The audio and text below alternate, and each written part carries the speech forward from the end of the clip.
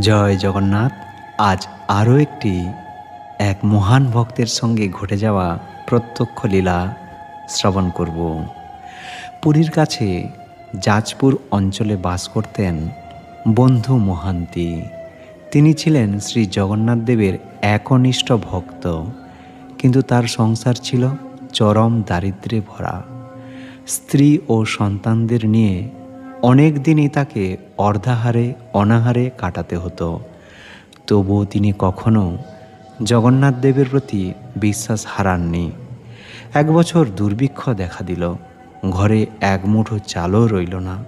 সন্তানদের কান্না আর স্ত্রীর কষ্ট দেখে বন্ধু মহান্তি সিদ্ধান্ত নিলেন, চল পুরীতে যাই, জগন্নাথই আমাদের একমাত্র আশ্রয়।